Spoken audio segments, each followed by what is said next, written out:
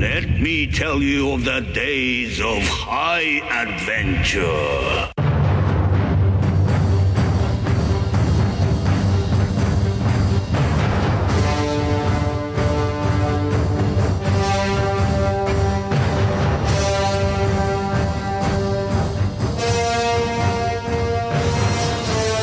Hey everybody, this is John. And I'm Kevin. And this is 6 Degrees of Schwarzenegger, the podcast where we take a long, hard look at some of our favorite action movies from the era of Arnold. Schwarzenegger is the icon of the genre, and we're taking a deep dive into some of these 80s and 90s cult action movies and breaking them all the way down. Brother to brother. Brother to brother. One to another. Like no other. Brother to brother. Brother to brother. Never knew you existed. What is up, my friend? Hello, everyone. Hey, how you doing? I'm doing good. How are you? I'm so excited about what's sitting in front of me right now. Well, before we get into that, I just want to say hello to all of our faithful listeners and anyone that's joining us for the first time. We hope that you've enjoyed our first episode of Twins. And speaking of first times and twins, this is a little bit of a special first time for Kevin. We're about to Clarify. yeah. So in front of us on this little table where we're recording in Kevin's solarium, It's my salon. salon, are twin pourings of a little something called Blanton's, which if you're not familiar with it, it's because you can't find it anymore. It's so hard to find. I've seen it. I've never seen it in person before. So we are about to have Kevin's first ever sip of Blanton's to kick off this part 2 in our series on Twins, the Schwarzenegger 1988 classic. Here's to Arnold, to DeVito, to 6 Degrees of Schwarzenegger. Here's to you, buddy.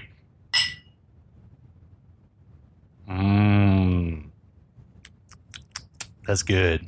That's good stuff. How do you feeling? Complex. I feel excellent. Yeah. It's got lingering heat. Mm. To quote Kurt Sloan, it's hot. That's excellent stuff. Yeah. Need some more over rocks. It is. Yeah, I added just a little splash, not even a splash, just a drop of water, and it did a lot to open it up, release the flavors. And I think it's just the perfect way to start episode 2 in our Twin series. Hell yes. Oh, hell yeah. Stone Cold is wandering through. I'm ready to talk twins. It's amazing. That is good stuff. You found it by stalking the internet. I did. I stalked a Facebook group that Kevin and I are members of on the Facebook, interestingly enough. And basically it's a bunch of alcoholics like us, or like me. Looking for the hard to find stuff. Yeah, looking for the hard to find things. And so, yeah, there's a place over off of Briarcliff that had this. And so I hadn't had it in a while because, like I said, you can't find it anymore. John Wick had it in a John Wick movie, maybe the first one, and then it became the Holy Grail. Yeah, I remember a lady, she was a donor to Kentucky Opera, and like at a bourbon tasting one time over at her place, she was telling a bunch of us, she was like, if you see Blanton's, buy more than one because it's about to become impossible to find. So I guess her ear was to the ground, and this was back in 2013. So in Kentucky, is it easier to find these bottles? I would imagine probably just because they're a little more ubiquitous. There was some woman I was talking to, and she said it's just easy to find Blanton's like in Idaho or Montana or something when she'd be out there for work. And I'm like, okay. Yeah, it makes sense because that doesn't do me a whole lot of good, but I guess, yeah. Okay. I would imagine that there are fewer bourbon aficionados or alcohol aficionados per capita in places like Mormon Montana. Country? And where? Could be Mormon country. Yeah, you can definitely find it in Salt Lake City. Yep. Unless the Mormons are stockpiling it and not telling you. They're giving into their vices. That was a good sip.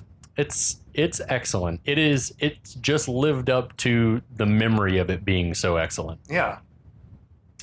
Well, anyway. May I have some more? Or should I pour something else? No, of course you can have some more. I'm going to let you be in charge of pouring it. I am going to pour not the heaviest, of course. stores. Well, yeah. If you can find Blanton's, go find it. If you can't, it's not a surprise. Don't be sad. Thank you, good buddy. You're welcome, my friend. Well, that's what friends are for.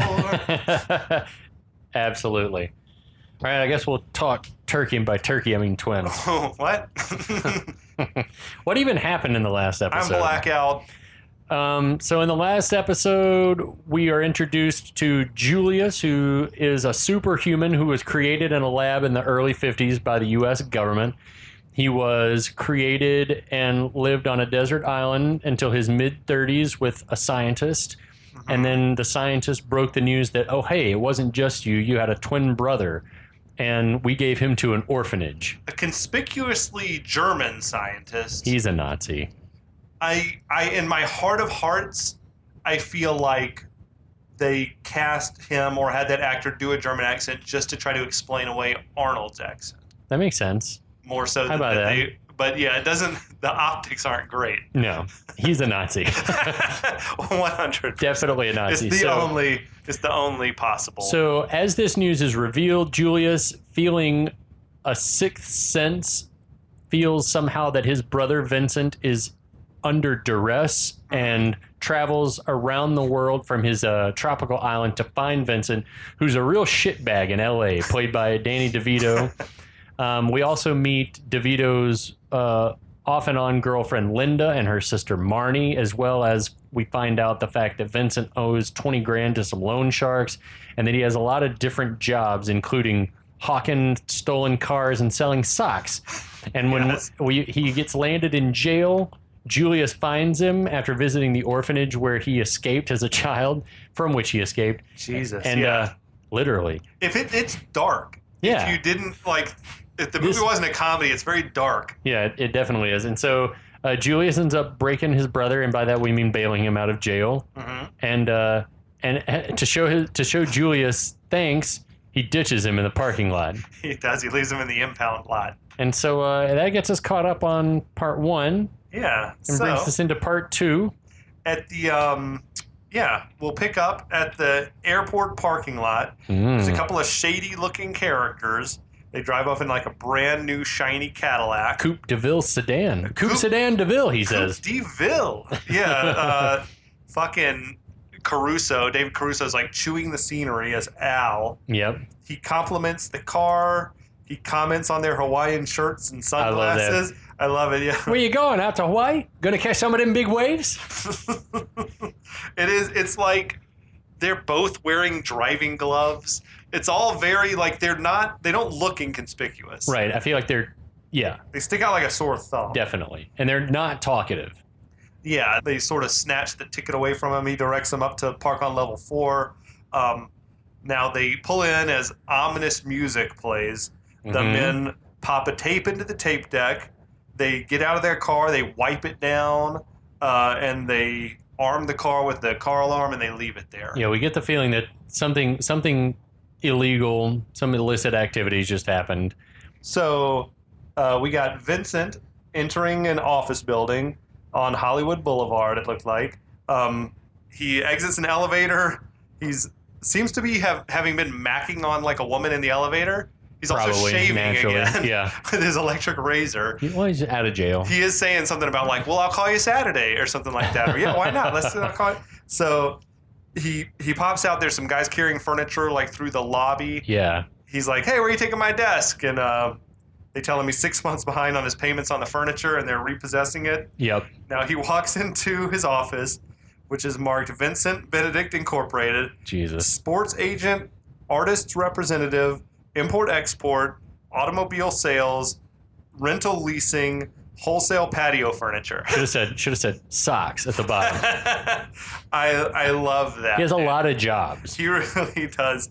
He's got a secretary there in the office. She's telling him. Yeah, Miss Busby. She tried to stop the guys from taking the furniture. Vincent tells her not to worry about it. I love the state of disarray of the office. Is like everything's laying in the floor. Oh my god, yeah, it's awesome. It's full of like his office is full of sporting goods equipment and like photographs of athletes and stuff like that. I love it.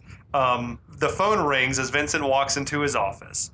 right? He picks up a golf club and he just starts fucking wrecking the place. He smashes this basketball Letting and off some steam. starts knocking papers around and whatnot. So Mrs. Busby or Miss Busby tells Vincent that it's Al on the phone, and Vincent hustles over. He tells her to take a little time off work. He'll call her when they've had a chance to regroup. Right. She agrees. She's going to leave, and then she produces this birthday gift from her purse, gives it to Vincent. It's some Aqua Velva aftershave. She shouldn't have. He's like, Aqua Velva, you shouldn't have. They have a very awkward kiss. Yeah. But I mean, because he's way shorter, obviously. Right. Than her. But like it's a romantic. It's not like a kiss on the cheek to your secretary or administrative assistant. It's a very like he plants one on her. Do you get the impression that they've done the deed before? I don't know, or if it's just maybe he knows that she's into him. That's the thing is like women are inexplicably into him. He's got animal charisma. Mm-hmm. No one knows, and so like maybe just like to keep her on the payroll until he can figure out what to do financially. You know what I mean? Maybe one of the 6 dads was like a great Lothario. Probably, because you got to perpetuate that species, baby. Mm-hmm. Miss Busby leaves. Vincent tosses that aftershave right in the trash. Oh, it's so mean. And greets Al. He says, Al, save me. Al says, brand new Caddy on level 4. And Vincent's like, from heaven. Immediately. I'll be there. Don't move. It's so good. Yeah, it's the good timing with a little pep in his step. Vincent leaves the office, but is thrown back through the glass door. This was like a Texas switch, I think, but it was really good because you see like his frosted glass. Yeah. You see him in his dark blazer sort of reaching the edge of the vision. Yep. And then I feel like another stuntman was sort of pushed into that same spot and ran through where it looked like it was pretty good. It was a good stunt. I'm gonna go on a limb and say that was not DeVito that went through the glass. You never know. That'd be quite the gig, though, to be the stuntman who could double DeVito. Well, that's what I was thinking in the first episode when we first meet Vincent when he's escaping from the house of the woman that he's banging, and like that stuntman. I was like, they did a great job of finding a short-statured, stocky-ish guy. Yeah. That I mean, I would have sworn that was DeVito. I mean, you never see the guy's face, of course, but I was like, yeah, sure, yeah. Now this huge man comes through and he picks Vincent up off the ground, says, "Time's up, Vincent," and he sort of flings him back through the door out into the lobby. Vincent's like trying his best. He's like kicking the shit out of Vincent for sure. Did you hit me? Because I didn't feel a thing. And the guy gut punches him. All that stuff felt like improv to me, I think. He's sort of roughened Vincent up right as Julius arrives. Thank God. Julius grabs the guy, I guess, by like a pressure point in his shoulder or something. That Vulcan death grip or whatever. He the sort hell. of grabs him on the shoulder, and the dude just sort of crumples. Yeah. Julius tells him there's no need for violence, and then Vincent kicks him in the stomach. Julius lets him go, and the guy, he tries to hit him. Julius, as we saw earlier, he's got some martial arts skills. It seems like he's just fending these blows off. Yeah, this guy's nothing. He sort of grabs his arm and flips him over. The guy tries to kick Julius. Julius sort of blocks it and strikes him in the chest, knocks him to the ground. And that's when Vincent steps in. A little chest pain. I love all of this feels improv to me. They're like just everything DeVito was doing was ad-libbed. I'm loving for a lot of this movie. I feel like is probably true. Now Julius starts to tell him that about the first rule in a crisis situation. He tells him you negotiate first and you attack last. And then he's telling him you skip that. You don't know who I am. The dude wants. Who are you? Who are you? I'm Vincent's brother. I love he just like pops into frame like in.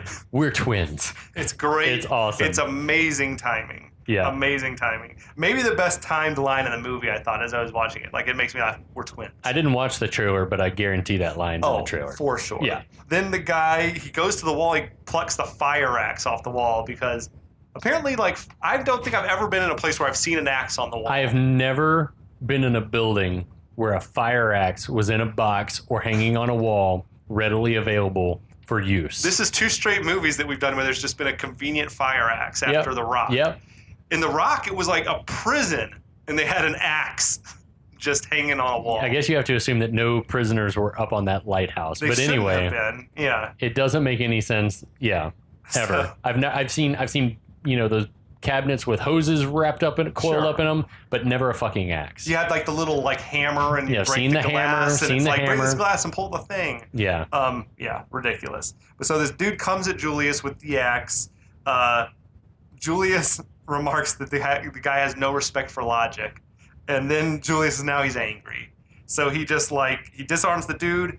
He picks him up off the ground by the lapels. Yep. This guy's easily meant to be at least Schwarzenegger's size and weight. Or bigger. Yeah, maybe heavier for sure. Bigger. He throws him. He flings him through the air into the elevator. Yeah, is that real? No. I don't know. Don't know like how they filmed it. I feel like the guy maybe was standing on something, and so Arnold didn't have to be holding him up in the air, and then just shoved him and upwards and outwards as hard as he could. And it could have happened. Because I looked hard for like a wire, or if he might have been on some sort of platform that sprung him backwards or something like that. But I saw no indication. The fact that he got as much air as he did, I was like, it doesn't seem like a wire could pick him up without being able to see it. Yeah, like it would have been visible, I think. But I don't think that Arnold could have thrown him hard enough for him to get that kind of air and like slam against the back of the elevator. So whatever it was, I'm not sure how that stunt was done, but it looks fucking awesome. From Julius Benedict. That's right. That's a feat of strength. Yeah, I don't know. And DeVito gave this look. That was the third feat of wonderment. Yeah. It made me think that maybe Danny DeVito could not believe what he'd just seen happen. You tell your brother he messes with me, he messes with my whole family. Another amazing line. I like how tough he is when he's got Julius there. Oh, it's awesome. So it cuts to out on the street. Vincent is praising Julius. Like, oh, I love it when you hit people. And kind of a meta line, right? Julius is like, oh, I hate violence. Yeah. It's like so funny coming from Schwarzenegger's lips. Yeah. Vincent's like, but you're so good at it. It's so good. Dude, their chemistry is off the chain. Yeah. Then he's like saying, we should go into business. You could be a boxer. I could be your manager. And he's like, I couldn't fight for money. He's like, no problem. You do all the fighting. I'll keep all the money. It's good writing. It's good stuff. Yeah. Yeah. So Julius presses him, I guess, to know how much money do you owe these guys? Yeah. Whatever. Vincent doesn't seem to want to tell him. He says, now don't lie to me because I'll know. We're twins and I can feel your pain. Right. So it's kind of strange, but it's also the truth. Because Vincent gets sort of ticked off and he's like, we're not brothers, we're not twins, we're nothing. And then Julius is like, 20,000, which is like, yep, spot on. Yeah. I guess Vincent would not be able to deny, I think there seems to be some type of connection here. Yeah. Right? Yeah, so far it's a lot of coincidences. I'm still wondering, how did Julius find Vincent at that office? Yeah. I mean, I guess he would have had an address, which ought to have been the first place he went to look for him. Maybe he did and he just wasn't, that was a cut scene. Maybe. So Vincent hops in his illegally parked car. Okay, with another ticket. Another ticket in the windshield, for sure. Julius looks like he's prepared for Vincent to ditch him again. Yep. And then Vincent tells him... Julius is so nice. Vincent's like, come on! And he gets a big grin on his face. He hops in the car. Julius tells Vincent he's never going to let anyone hurt him as long as he's around. It's so sweet. Yeah. Vincent tears ass out of there. To the delight of Julius. Oh, yeah. He's squealing. So... we were watching this the other day, and I had a theory, because DeVito, he puts on this hat. I was like, why is he wearing a hat? Later, when Schwarzenegger's driving the car, he's wearing the same hat. Right. And my only thing I could think of was that it makes it where the stunt driver doesn't have to be, wigged or have a bald cap on or whatever. Because I was like, there's no way that was DeVito tearing, burning rubber through the intersection. No. Did he run a red light, or was it green? I feel like I've tried to look, but I don't think you can tell. Okay. Yeah. Okay. So now they're driving along.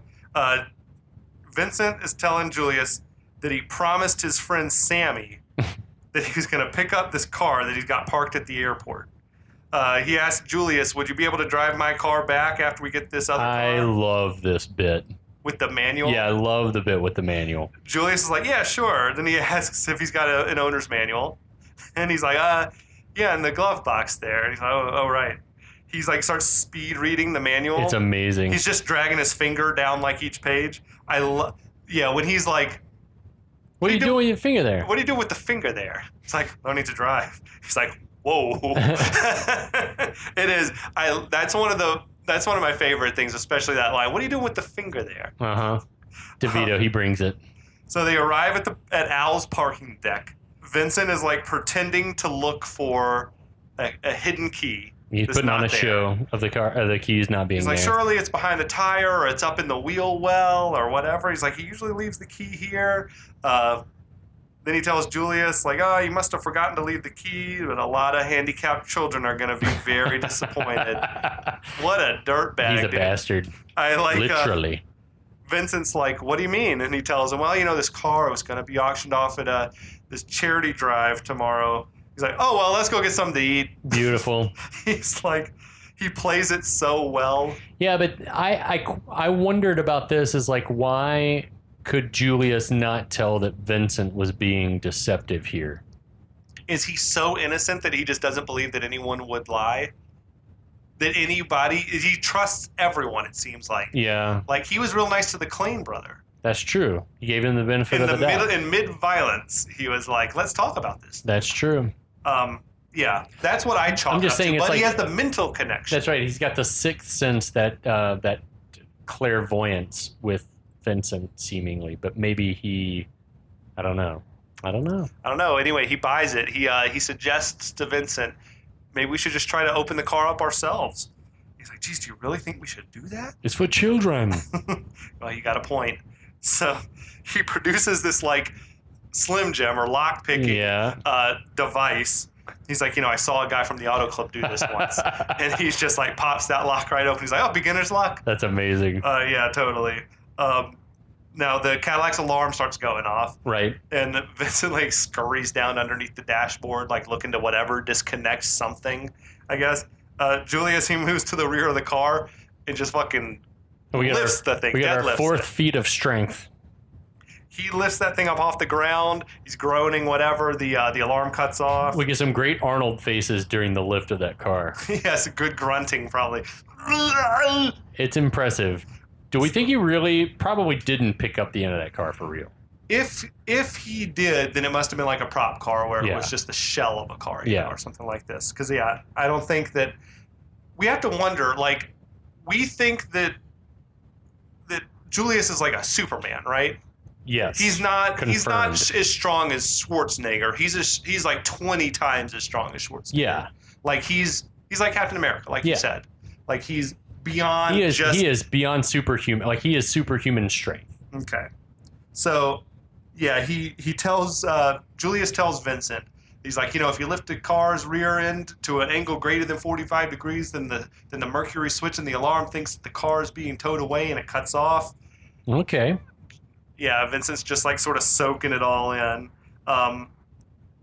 We could also agree that he lifted it nowhere close to 45 degrees, right? Yeah. I don't know why they wouldn't just change the script to say 20 degrees or 15, 30 degrees, whatever. Maybe because 45 is the deal. It sounds better. People know what that means, perhaps. Or maybe that's actually true.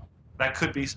Yeah, Even a car that's on the back of a tow truck, I don't feel like is at a 45-degree angle. Yeah, I don't know. At any rate, Julius asks Vincent for the keys to the Mustang, and in like sort of a daze, Vincent produces the keys and hands them over there. Yeah.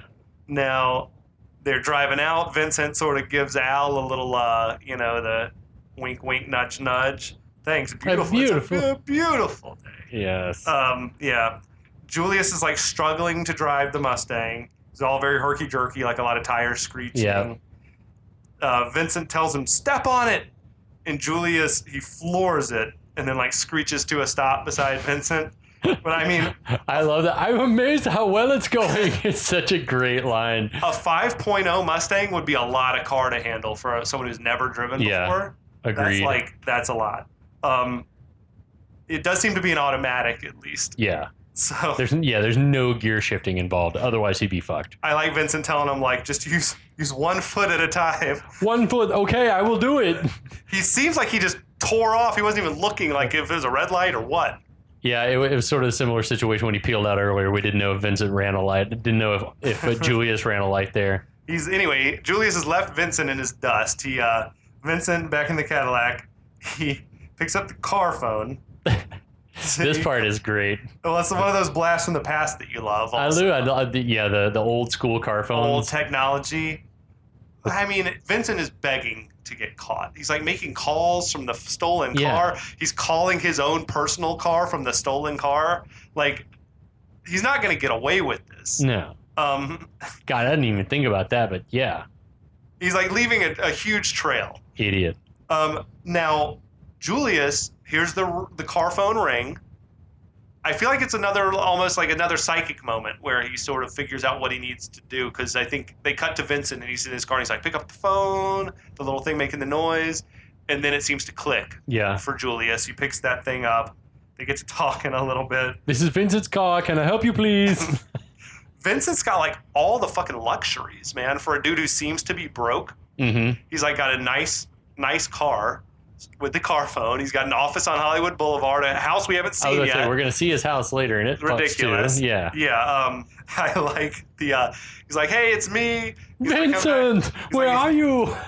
He's like, I'm this little, he's looking in the rearview mirror. You see that little dot? And I like what are you doing back there? The conversation is so endearing. Oh, what are you doing back there?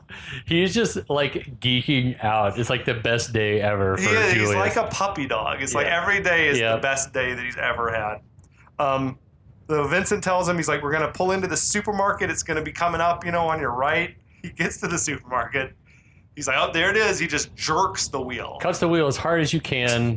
He hits a curb. Yeah, hit like a parking barrier or something. It pops up on two wheels. God, it's so like riding on not like the two rear wheels, but like the two right side wheels. Yeah, the two passenger side left wheels. Side wheels, whatever it is. Yeah, passenger side. Where he is up in the air. Dude, first of all, when I was a kid, I used to love this shit. Yeah, the car sounds like that are amazing. Yeah. There used to be, I feel like there would be competitions like on ESPN back in the day with people doing this, like competitively. I don't even know how you score that, who can go the farthest or who's got the most style points. I don't know. I can't remember but I remember they would like hit whatever a ramp or something. It was like a ramp that kicked the car up on two wheels. Yeah. It's amazing. What would happen if you saw this happening in real life? In the parking lot at Kroger. Well, now you'd run after it trying to get it on your cell phone. I just feel like it would, all activity in the parking lot would stop. Yeah, everyone would lose their minds. It isn't fucking nuts. Like, I would lose my shit for sure. Well, and I don't know if they did it, like, if the people around were extras or if they were just, like, people at the grocery store standing around, but, like, all the people in the parking lot that are watching this stunt happen seem to be genuinely, like, impressed by it. I feel like they would have had to have been extras, but I think that's just the natural reaction. Yeah, it's awesome. Julius seems to plop the car down like in a parking spot. Well, he's like, if I did that by accident, I would soil myself. But he's loving it. But I also feel like if you're Superman, then he's just like, oh, this is great. He is delighted. I know how to do this preternaturally. Like, I never have to worry about anything. I love that moment afterwards where Vincent pulls up next to him and he's like, did you see me with the two wheels? I can teach you that, Vincent. It's so awesome. That's amazing to me. Yeah. It's like, let me tell you something. Nobody likes a smart ass. But dude, I love the delivery from Arnold. I can teach you that. No, he can't. What? I bet he could now. It's like he's done it once. He absolutely knows how now. Okay, that's fair. That's the thing is I feel like Arnold, he's sort of like Neo in the Matrix. It's like he's done the thing one time and now he's a master. He did. He sort of like downloaded the he downloaded the manual.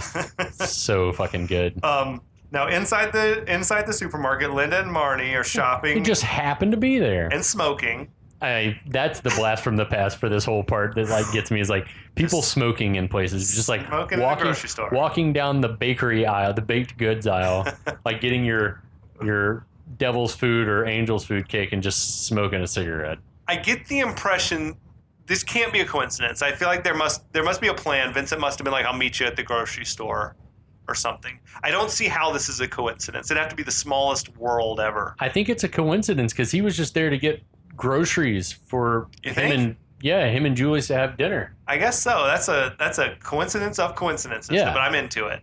Yeah. This is not that type of movie. No. So No. What a time. I Anyway, do to be like- smoking in the grocery store. Linda is like trying to explain why she's into Vincent, why he's actually a good guy. She sounds fucking delusional. Well, she's talking about him having like he's suave She's and like he's a force of nature. that he's just DeVito. that it's all about style with him. She says. I guess it is. I mean, Yeah. you can't argue with the No. results. No. Marnie is very skeptical. She points out that he, all those lines he uses on her, they're just old song lyrics. Yeah. Linda seems like she's like, I know that. You don't think I know that? That's just his style. Yeah. Exactly. Like even if he doesn't know that he means it, he means it. He's a truly romantic soul. Yeah. Marnie is like, I can't listen to it anymore, and she like walks off. Yeah, Linda's like muttering after her. She's like, well, don't, because if you had a boyfriend like I have, you'd make a cake like this, and he'd love you, and you'd get laid. Imagine a world in which Marnie is struggling to find love. I need to put myself there. I think it's probably because Marnie. I don't think Marnie puts up with bullshit. Yeah. Do you think it's that, or do you think she's like really high maintenance? I feel like she doesn't put up with bullshit. I hope it's that. Well, the thing that cues me into that is the very next thing that happens, because we find Julius at the magazine rack, and the most impossible thing that's ever happened happens, where he just picks up an unwrapped Playboy off the magazine rack. Was there ever a day that Playboy was just sitting on the rack like that? Not in a grocery store, and if it was would fucking have been California. it would in a that's I don't know. Maybe fucking in California. It would have been in a plastic bag. True, without the blacked out bag or So whatever. anyway, he like turns around as he's looking at the centerfold, and he bumps into Marnie, and he drops the mag, and there's immediately like this eye contact, and they're like, and he's like, "Excuse me." They both say it, and there's this immediate chemistry. But I love what clues me into what I was just saying about Marnie is that she knows he was just looking at porn, and she says she's not bad. Like she doesn't bust his balls about it or think it's gross. She's just like, this guy's looking at porn, and like, I just think that Marnie's sort of worldly wise and down to earth, and that's not to say that it's like, guys, go look at porn, it's cool, and it's only cool if a girl's cool with her guy looking at porn. That's not what I'm saying. I'm just saying it's like she's a good sport about, she's not like, Give me 5 minutes. I'm gonna go look at some porn right now. No, he awkwardly sort of picks up the magazine. He's trying to explain like that he didn't know that the magazines had things like this in them. Right. And then she's like, "Well, where have you been? A deserted island?"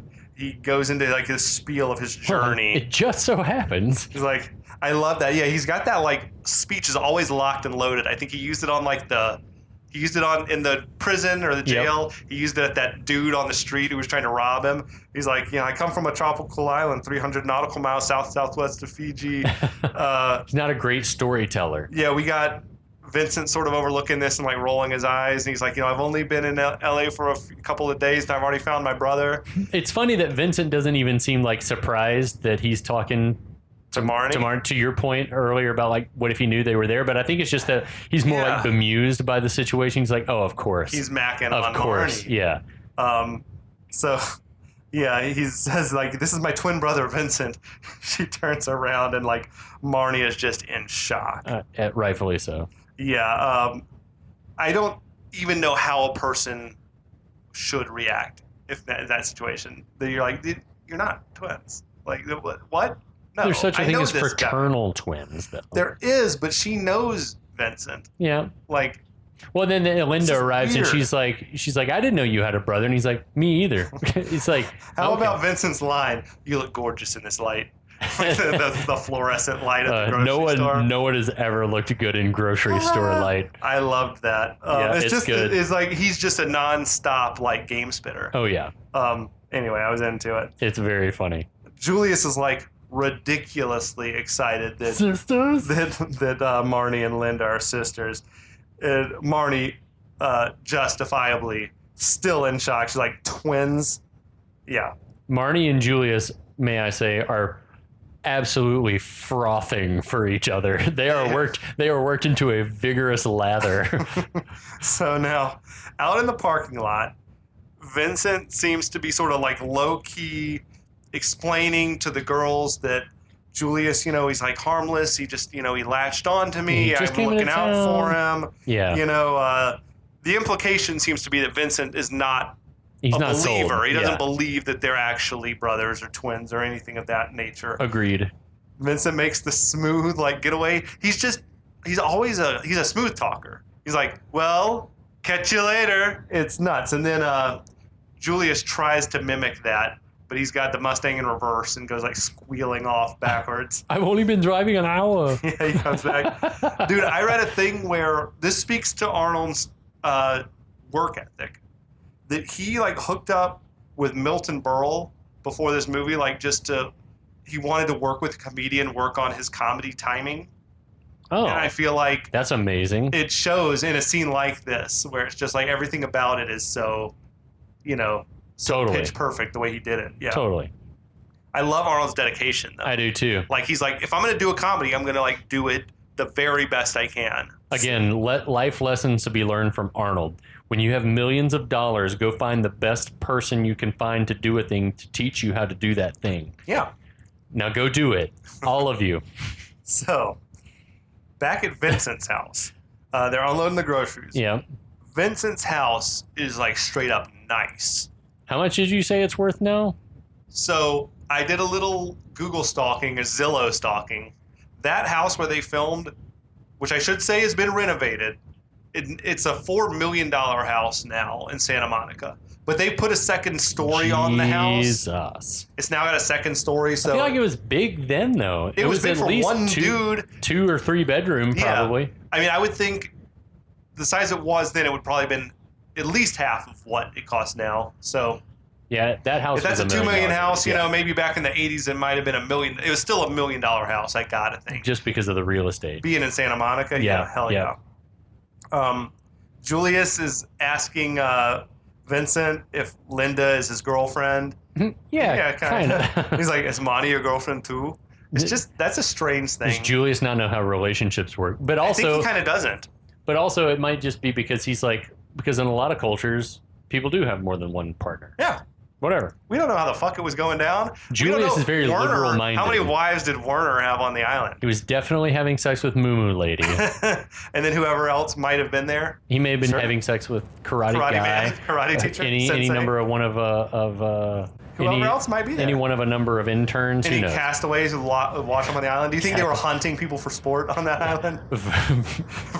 Werner was. Yes. Absolutely. Covering himself with blood and going out at night. Dude, to stab there was definitely people. some Island of Dr. Moreau shit probably happening on that island. Animal, human I don't hybrids. think that, well, I guess if he was hiding it from Julius, it's possible. Shit. That'd be amazing. That should have been the sequel. Dr. They go back to Werner. the island and he Wow. discovers it's they're being hunted by They're these all like otter people and seal people. boars, wild boars. That's amazing. Oh my god. So, What's this movie about? I don't know. who? What? Twins? Vincent says no, like Marty Yeah. hates me. Yeah, but Vincent's like, but she likes you though, and he's like, how does she like me? She doesn't even know me. And Vincent's like, well, that's the best way. He's not entirely off base. Yeah, he starts talking about how women like mysterious, devious men who keep them on their toes, which is He might be a little more off the mark there. I think the devious. the devious part's weird, but yeah, But you also have to admit that he's found a system that works. it is paying gangbusters for him. Yeah, for sure. Julius doesn't get it. Obviously, Vincent asked Julius if you do like women. He's like, oh, I love women. I have the highest respect for women. They're strange and sensitive. They have compassion.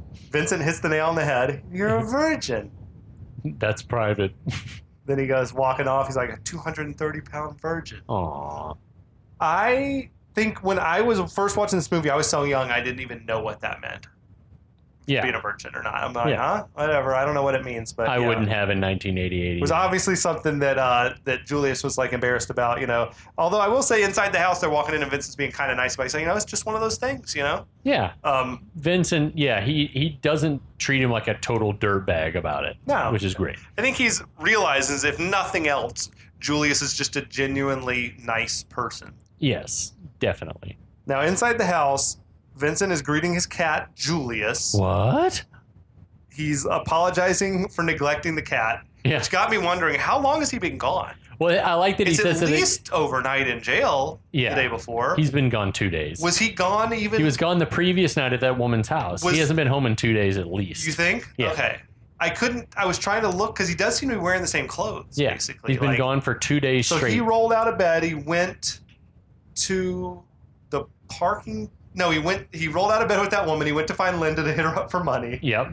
Then he went to the parking deck to steal a car.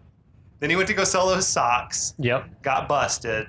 He hasn't been home in 2 days. To jail. From jail to the office. Yes. To oh my god, this is getting complicated. To the office. Beat up. Yes. To go in to steal another car. Correct. Then to the grocery store. 2 days. He hadn't been home in 2 days. And then okay, so it's like it's at least 48 hours. We figure that he's been gone. Okay, so he owes that cat an apology. Definitely. Poor little Julius. And I don't like cats, but that's sad. Julius Benedict points out the incredible coincidence that his cat is named Julius. Yeah, I love the look that Vince gives him, like he's never thought about it before until that moment. That coincidence is that's beyond the realm of happenstance. Yeah. Julius is not a common name for a human or a cat. No. I'd also like to point out that I've been watching this movie for decades, and it wasn't until more recent viewings that I noticed that his house is just full of patio furniture. Yeah, it was when you and I watched it over the summer that I was like, why is there so much fucking? And it never occurred to me to read his entire job title on the door earlier. He And I was sells like, patio why furniture. is there patio furniture everywhere? I like the house is furnished with patio furniture, but it's also just stacks of chairs and umbrellas. Well, I think I love it. It's a cheap way for him to make money and also not have to buy any furniture. Yeah. No, I dig the shit out of it. It's so clever. I can't believe I never noticed it. Is all. I thought you were about to say, I can't believe I never thought of it. And I was like, please don't do that. This is a nice house. So now Vincent is preparing their takeout eggplant parms.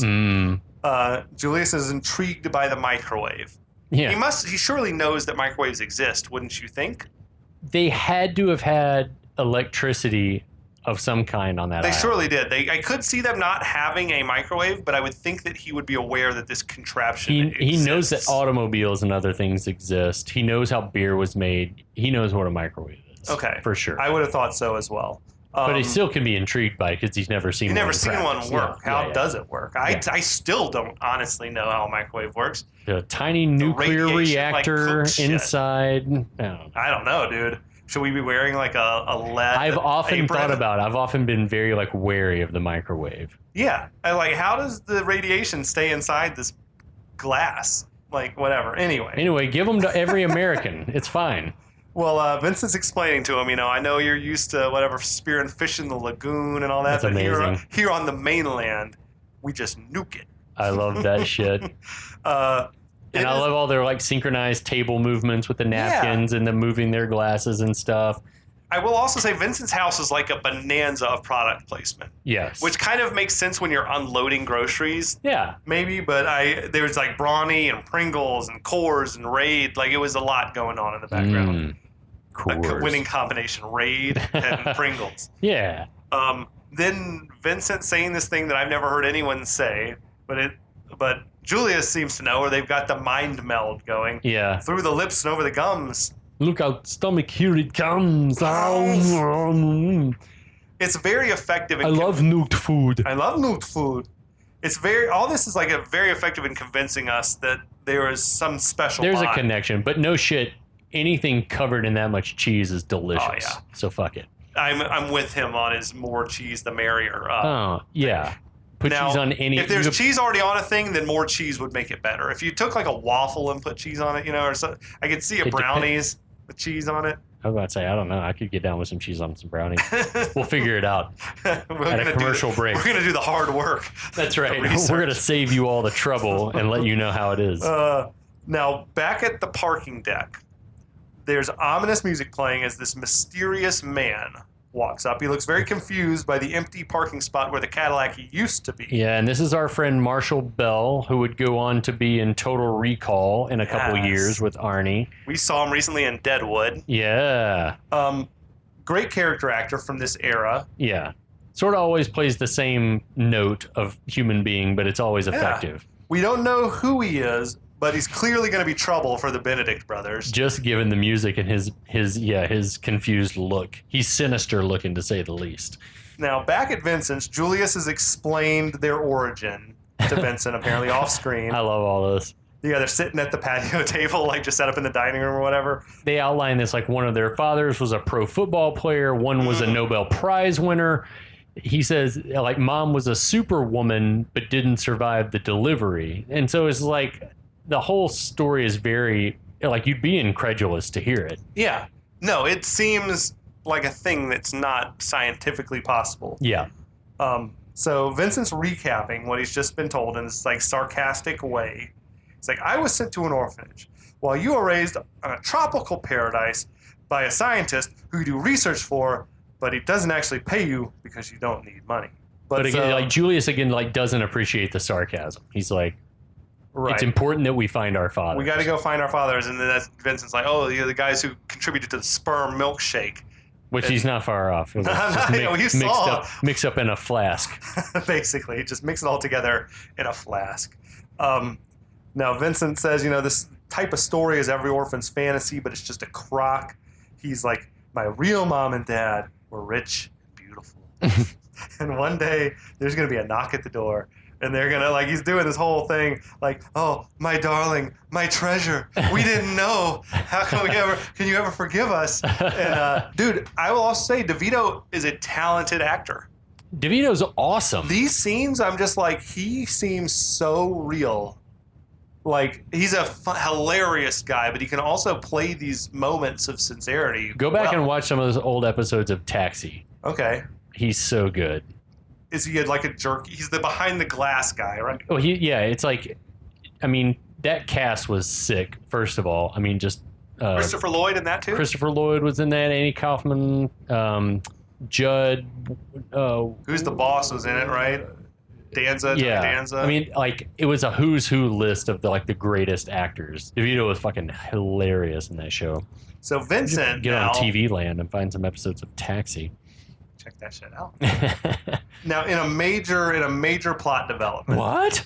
Vincent says, "I've got documents that prove that my mom's still alive." He's about to blow this thing wide open, Kevin. So he goes. It's revealed that he's the one who stole those files from his orphanage file or whatever. Makes sense.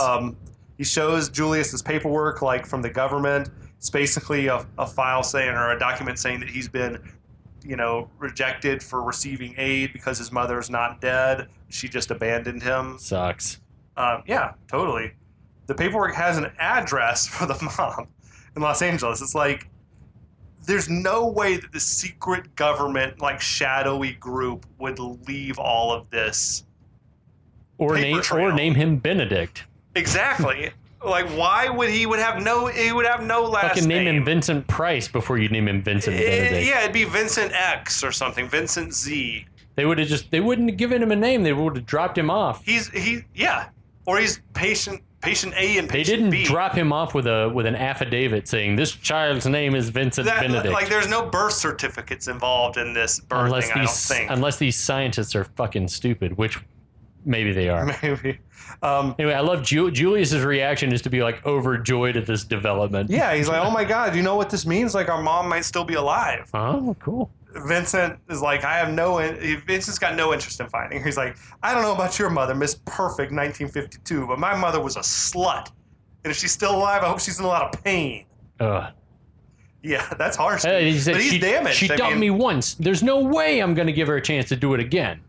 And I don't know how I would feel if I was in his shoes, but I could see you're super duper defensive and you got your walls up and your barriers. Yeah, I would say after a life of dealing with the things that he's dealt with, either perpetrated by socioeconomic situation or his own personal choices, that he might not be inclined to go looking for someone that had abandoned him. Sure. Especially not, he's lived his whole 35 years, or since he found out about this document, like thinking that basically his mom just didn't give a shit about him and threw him away with the trash. So, But Julius points out that, if they lied to us about her dying, they might have lied to her too about us dying. At that moment, the phone rings. Who could it be? It's the Clean brothers, I Oh. guess, saying that he better have their money by tomorrow or else. Vincent's like, or else what, you blimp? I don't even really get that, but I guess they're big guys. Yeah. So then they like shoot out the window, or they threw a grenade through it. It was weird what was happening. I think it was like a shotgun blast, like, probably. I feel like it was the window broke out, and then like just a big clump of debris came flying through the thing. I don't know what happened, but yeah, I think they shot out his windows. They didn't nail the stunt, the effect rather. Right. So these claims mean business. They do. The stakes are high. At this like ultra modern looking sort of office building, the same two men who dropped off the Cadillac at the parking deck are walking and talking. Yeah. They enter an office, and there's a mystery man from the parking deck is sitting in there waiting for them. I fucking love this. Give it to me. Who are you? I'm Webster. He's like so friendly. I'm It just like his voice is so. I'm Webster. I'm Webster. So the two men get upset because this guy Webster is already supposed to be on his way to Texas. Right. And they were never supposed to have a face-to-face. Yeah, Webster's not surprised by anything. He's like, yeah, I know. I love the line. This one always sticks in my head, too. I got my driving gloves. I got my driving glasses. I got my driving hat. But I got no car. It's great. He's chewing scenery, this Webster. He's making the most of his fuel. I like that all the bit actors in this movie, they're went for it. Yeah. Like Caruso and this guy. It was a product, according to Schwarzenegger, of DeVito and them not taking salaries, that they were able to cast guys who maybe charged a little bit more in these smaller parts, which is awesome. Yeah. Right. So the dudes are like insisting that they left the car there. The merchandise was in the trunk. There was instructions on the cassette tape. Yep. The other man's like, nah, he just wants more money. Don't you see what's going on here? And then Webster explains, he's like, my reputation for being the best is because I always deliver the merchandise and I always come back with the money. Then the one guy comments that the parking deck attendant, Al, he's like, he remarked how much he liked the car. Yeah. And it piques his interest. Webster's eyebrows go up. He's like, the parking attendant. And he's like, yeah, we had these like Hawaiian shirts on. We were trying to look like tourists. I would say their attempts to look inconspicuous failed miserably. They looked very conspicuous. But Webster is like, you know what? It occurs to me that in over 20 years of business, none of my clients has ever seen my face. And they're like, well, I don't think that'd be a problem. Fucking Webster, man. It's rough. He kills him in cold blood. He produces the pistol with the silencer and takes him out. I think the pistol with the silencer is one of the most sinister images of 1980s action cinema. Yeah. Nothing good. And especially if someone takes the time to take the silencer out and apply it. Put it on the gun. It's just Jesus. Slowly unscrewing it when he's sitting there with Ellis. And then puts it slowly down on the table. But like a silencer on a gun. Or was it? Was that when he was with Takagi? Yeah. I can't remember which time. No, he might have had it both times. He took that's a good question. He shot Ellis without a silencer. Yeah. I think he shot him both without. No, he might have had a silencer on when he killed Takagi. I don't know. We're gonna have to once we finish here. Oh my god! Watching. I was about to say. I feel like we should do a whole series on that scene. So now, presumably Webster was seen entering this place by a lot of people, unless he snuck in through a window or something. Maybe he did. Man, I love Marshall Bell. He's so good in this. He really is. I mean, for the 10 minutes that he's in the thing, if that. But it's just like, I'm Webster. I'm Webster. I got my driving glasses. I got my driving hat. But I got no car. Oh, man. So good. He's good at playing this bad guy. Dude, I'm ready to take a break and watch Die Hard. I guess we should sign off then.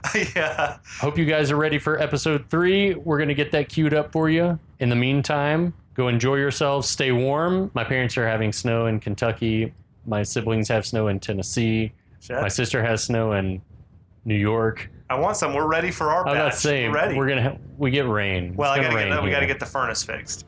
Nah. Then bring it on. Nah, we have a fireplace. Okay. All right. Well, we'll be back.